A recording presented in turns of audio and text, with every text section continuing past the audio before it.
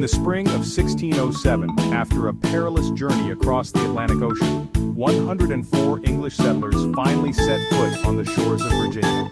Their arrival marked the beginning of a bold experiment, one that would forever alter the course of history in the New World. They founded Jamestown, the first permanent English settlement in America, a place that would become the cradle of English-speaking civilization in the Western Hemisphere. But the promise of a new beginning quickly gave way to harsh reality. The settlers faced starvation, rampant disease, and frequent conflict with the Native Americans whose land they now occupied. By the winter of 1609, known as the Starving Time, only 60 of the original settlers survived. Hunger and illness claimed lives daily, and the dream of a thriving colony seemed all but lost. Yet hope arrived in the form of tobacco. John Rolfe's successful cultivation of this cash crop transformed Jamestown's fortunes, attracting new settlers and investment. By 1620, the struggling outpost had become a bustling, profitable settlement. The journey to Virginia had been grueling, months at sea, battered by storms, cramped quarters, and little fresh food or water. Many wondered if they would ever see land again. When the settlers finally glimpsed the Chesapeake Bay, they were filled with awe at the vast, untamed wilderness, but also anxiety about the unknown dangers that awaited them. The land was lush and beautiful, with dense forests and winding rivers.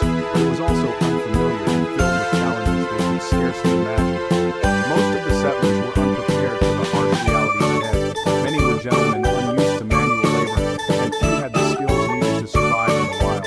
They sailed up the James River, searching for a defensible site with deep water for their ships, hoping to find safety from both the elements and potential enemies. On May 14, 1607, they chose a small, marshy peninsula and began constructing a triangular fort, their first line of defense against the unknown. The work was backbreaking, the summer heat oppressive, and the threat of disease ever-present. Optimism faded as the settlers realized just how unprepared they were for the challenges of this new world. Every day in Jamestown was a test of endurance and adaptability. The colony's survival was never guaranteed, and only through sheer determination did they persevere. The settlers had to build shelter, secure food, and learn to live off the land, often with little guidance or experience. They also had to navigate a complex and often tense relationship with the Powhatan people, whose knowledge of the land was vital to their survival. The settlers' mission was economic, to find gold, silver, or other riches, and to establish a profitable foothold for England in the New World. They claimed land for their king, planting the English flag in Virginia soil and mapping out a new territory for their nation. This fragile beginning planted the seed for English America. The future was always uncertain, and the colony's fate hung in the balance for years. Yet against all odds, Jamestown endured. Its survival and growth would shape the destiny of a continent, laying the foundation for the United States as we know it today. Jamestown's site was chosen for strategic reasons, following instructions from the Virginia Company. The settlers needed to avoid Spanish warships and sought a location not heavily populated by Native Americans. The peninsula offered a defensive position and deep water for ships, but the land was swampy and mosquito-infested. The brackish river water was unsafe to drink, and disease soon followed. The site's advantages for defense and trade came at a steep cost to health. The settlers prioritized security and access to England over livability. Their choice solved one problem but created another: deadly, invisible threats from the environment. Jamestown's location was a gamble, and the consequences would haunt the colony for years. The struggle for survival had only just begun. The winter of 1609-1610, known as the Starving Time, was a brutal ordeal that nearly wiped Jamestown off the map. As icy winds howled through the smooth wooden walls, the settlers faced a nightmare they could never have imagined when they first set sail for the New World. Disaster struck before winter even began. A violent hurricane shattered the supply chain, leaving hundreds of new arrivals stranded with almost no food and no strong leadership to guide them through the crisis. The stores that were meant to last a year were lost in the sea, opened in the cave. Outside the fort, the Powhatan Confederacy saw the settlers weakening and laid siege, trapping the colonists inside their fragile walls. Cut off from hunting, fishing, and trade, the settlers watched their world shrink with the cold, cramped forts. As the weeks dragged on, desperation set in. The colonists ate whatever they could find: horses, dogs, rats, even shoe leather. Each day became a struggle to Every meal was a reminder of how dire their situation had become. Disease and starvation swept through the fort like a silent plague. By spring, only 60 of the original 500 settlers remained alive, their bodies weakened and spirits nearly broken. The fort itself became a graveyard, with rows of simple wooden crosses marking the losses. Every grave was a stark reminder of failed preparation, broken alliances, and the high cost of survival in a land that offered no mercy. When survivors from the sea venture finally staggered ashore, they found devastation and the dream of a thriving colony seemed all but lost. Governor Gates, faced with the grim reality, made the heartbreaking decision to abandon the remaining settlers packed what little they had and prepared to leave behind the place that they fought so hard to build. But just as the ships began to depart, sails appeared on the horizon. A new supply fleet, led by Lord War, arrived with fresh food, new settlers, and the promise of a second chance. Jamestown's survival hung by a thread, shaped as much by luck and timing as by the benefits of the colony had been tested to its very core.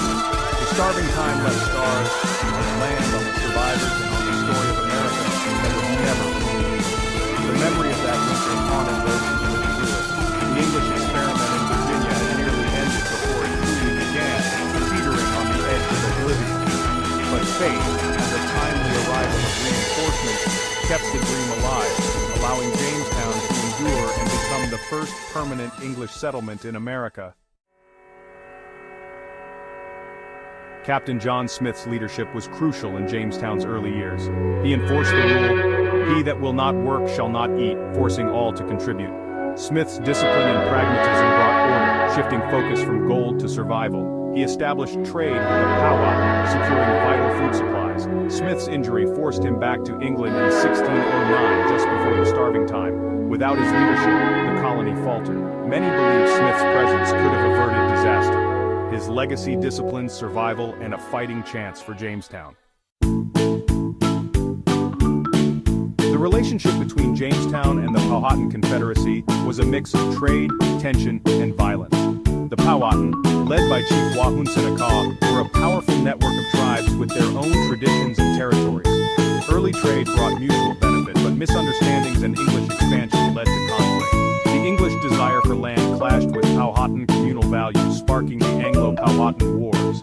This was not a simple story of good versus evil, but a tragic clash of cultures. Cooperation and conflict coexisted, but peace was always fragile. The struggle for land and survival defined their interactions. Pocahontas and John Rolfe's union offered a brief hope for peace. Pocahontas, daughter of Chief Powhatan, became a vital link between cultures. Captured by the English, she learned their language and faith, meeting John Rolfe. Their 1614 marriage ended the First Anglo-Powhatan War, ushering in the Peace of Pocahontas. Pocahontas traveled to England as a symbol of the New World but died in 1617. Her death and her father's soon after ended the fragile peace. The bridge they built collapsed, and violence soon returned. Their story remains a poignant what-if in American history. Jamestown's fortunes were hanging by a thread until John Rolfe made a bold move. He introduced a new variety of tobacco from the West Indies. This single act would transform the struggling colony's fate and set it on a new course. The imported strain flourished in Virginia's unique climate and rich soil, producing leaves that were smoother and more aromatic than anything grown before. When samples reached England, they quickly became a sensation, sparking a craze for Virginia tobacco. Almost overnight, tobacco became the colony's lifeline. It was the cash crop that drew new settlers, attracted much-needed investment, and gave Jamestown a reason to endure. To encourage more people to come, the headright system was introduced. Anyone who paid for their own or another's passage to Virginia received land, fueling a land rush and rapid expansion of the colony. As tobacco fields spread across the landscape, the demand for both land and labor soared. Plantations grew larger and the need for workers became urgent. At first, indentured servants, men and women who worked for years in exchange for passage, filled the fields. But in 1619, a new chapter began with the arrival of the first enslaved Africans, marking a tragic turning point in American history. The tobacco boom brought immense wealth to some, but it also entrenched the system of forced labor.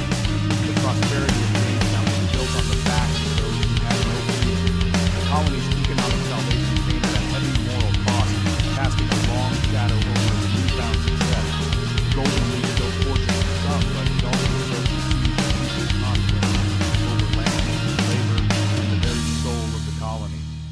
legacy of tobacco would ripple through American history, shaping its economy, society, and landscape for centuries to come. Jamestown was no longer just surviving, it was thriving, bustling with trade and activity. But this prosperity came at a price that would haunt generations. The future of the colony, and of America itself, was now inseparable from the land, the labor, and the legacy of tobacco. As Jamestown prospered, it evolved from a fort to a community. The arrival of women in 1619 encouraged families and stability. That same year, the House of Burgesses convened, the first representative assembly in America. Self-government and family life transformed Jamestown's character. Children born in Virginia marked the settlement's permanence.